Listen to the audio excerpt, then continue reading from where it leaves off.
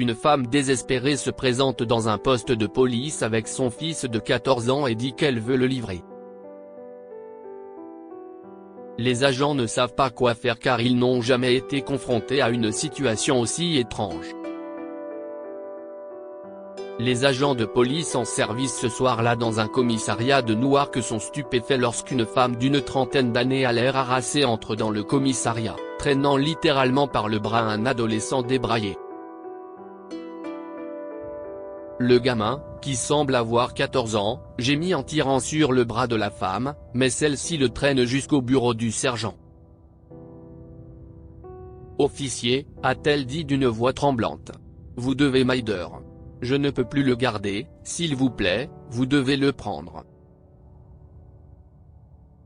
La bouche du sergent est restée ouverte. Après 20 ans dans la police, il pensait avoir tout entendu, mais c'était une première. « Madame, dit-il, je ne comprends pas point mon fils, dit la femme, les larmes aux yeux, je ne peux plus l'avoir chez moi. S'il vous plaît, vous devez le prendre point madame, a protesté le sergent, nous ne pouvons prendre que les personnes qui ont commis des crimes. Il va le faire, a crié la femme désespérément. Vous ne le voyez pas ? Le garçon qui avait écouté sa mère avec un rictus sur le visage s'est mis à rire. Tu es vraiment une loser, a-t-il dit. Ils ne peuvent rien me faire. Je suis mineur. Il a volé, a dit la mère. Je le sais, et cet après-midi. Il a sorti un couteau. Un couteau ? Demande le sergent. Quel genre de couteau ? Un grand couteau, le cabard de mon mari, a expliqué la mère. Je lui ai dit de ranger sa chambre, et il a sorti le couteau. Je n'ai rien fait, a ricané le gamin. Je ne l'ai pas menacé, je lui ai juste montré ce que j'avais dans la poche de ma veste. Le sergent a hoché la tête. Si est différent, madame, dit-il sèchement. Si est porter une arme cachée, et si est un crime. Peu de temps après, la mère désespérée, Mary Trenton, était assise avec un officier de police et racontait son histoire. Mon mari est décédé il y a 1 an. C'était un marine, a-t-elle expliqué. Et si est à ce moment-là que Donnie a commencé à faire des bêtises.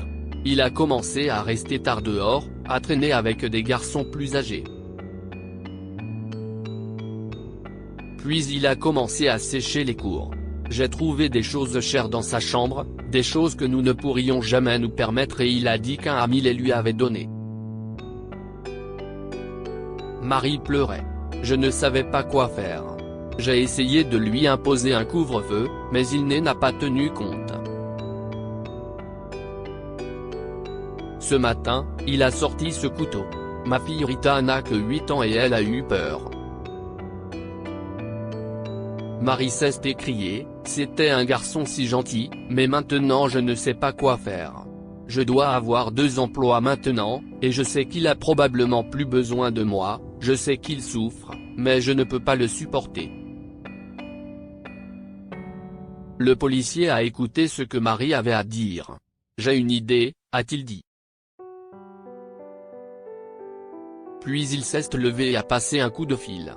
2 heures plus tard, un Donnie à l'air belliqueux est assis en face du policier et d'un homme qui se présente comme un travailleur social.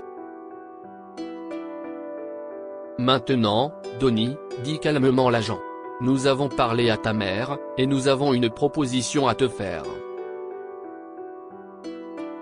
Ah oui ? Demande Donnie en se penchant en arrière et en croisant les bras. Et si est quoi ? Eh bien, Donnie, a dit l'officier avec douceur. Nous pouvons t'inculper de port d'armes dissimulées et tu iras en maison de correction, où tu feras 6 mois de travaux d'intérêt général. Quoi ? S'exclame Donnie. Vous êtes fou. Ce à quoi je pensais, a interrompu l'assistante sociale, si est que tu travaillerais dans un foyer pour enfants tous les jours après l'école, que tu aiderais les plus petits à faire leurs devoirs, leur corvée, tout ce dont ils ont besoin. Pas question, s'est écrié Donnie. Si est-il là que je traîne avec mes amis. Plus maintenant, dit le policier. Maintenant, tu traînes avec les enfants, et puis tu rentres chez ta mère et ta sœur et tu les traites bien. Vous ne pouvez pas m'obliger, a crié Donnie, et il n'avait plus l'air aussi méchant et rustique. Vous ne pourriez pas faire ça si mon père était vivant. Je sais que tu souffres, Donnie, a dit l'assistant social avec douceur. Mais peut-être qu'Wider les autres t'aidera aussi. Le lendemain, Donnie était au refuge. Les enfants étaient si petits. La plupart d'entre eux avaient 8 ou 9 ans, et le plus petit avait juste 6 ans. Le plus petit, Ben, ne parlait pas. Il s'asseyait dans un coin et regardait tout le monde autour de lui avec des yeux effrayés. « Qu'est-ce ce qu'il a ?» a demandé Donnie à l'une des femmes qui travaillait au refuge.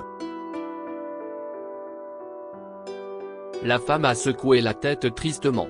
Le père de Ben est mort et il a appris que le monde est cruel. Il a peur de tout. Nous avons essayé, mais nous n'arrivons pas à le convaincre. Pas encore. Donnie a commencé à observer Ben, et un après-midi, il lui a apporté un petit camion de pompiers. Et, dit-il négligemment, j'ai pensé que tu aimerais ceci. Ben a pris le camion de pompiers et a regardé Donnie avec méfiance. Si est-il bon, dit Donnie. Tu peux le prendre. Mon père me l'a donné. Je t'ai dit que j'avais très peur du noir. Mon père a dit que le camion était magique et je suppose qu'il l'était, car je n'ai plus peur. Ben a retourné le petit camion de pompiers dans ses petits doigts, puis il a de nouveau regardé Donnie, mais il n'a pas dit un mot. Tous les après-midi, Donnie parlait à Ben, lui racontant des histoires de son enfance, de la pêche avec son père, de toutes les choses qu'ils faisaient ensemble. Ben ne disait jamais rien mais il écoutait. Un jour, il a parlé. « Où est ton papa ?» a-t-il demandé à Donnie d'une voix douce. Donnie a avalé une boule dans sa gorge. « Mon papa était un soldat, un marine. Il est allé au ciel. Mon papa aussi, a dit Ben. Il ne voulait pas de moi. Ton papa ne voulait pas de toi non plus ? Donnie a mis ses bras autour de Ben et l'a serré dans ses bras. Si, Ben, il nous voulait, moi, ma mère et ma sœur, et il nous aimait. Mais parfois un papa doit partir même s'il ne le veut pas et nous avons besoin de lui. Il ne reviendra jamais, a chuchoté Ben. Je les ai entendus dire. Jamais, jamais. Ben, s'étouffe Donnie, nos papas ne peuvent pas revenir, mais ils peuvent nous voir, tu sais. Ils peuvent ? demande Ben. Vraiment ? Oui, vraiment, dit fermement Donnie. Même si on ne peut pas les voir, ils veillent sur nous. Ma mère me l'a dit. Tu as de la chance, a dit Ben. Tu as encore une maman. Ce soir-là, Donnie est rentré chez lui et a serré sa mère dans ses bras. Il n'arrivait pas à croire qu'il s'était si mal comporté. La détresse du petit Ben lui avait fait réaliser la chance qu'il avait. Il a parlé au directeur du refuge, puis à sa mère, et il a emmené Ben chez lui pour le déjeuner du dimanche. Une fois son travail d'intérêt général au refuge terminé, Donnie a trouvé un emploi à l'après-midi dans un magasin local pour pouvoir aider sa mère, et tous les 2 jours, il rendait visite à Ben. Que pouvons-nous apprendre de cette histoire ?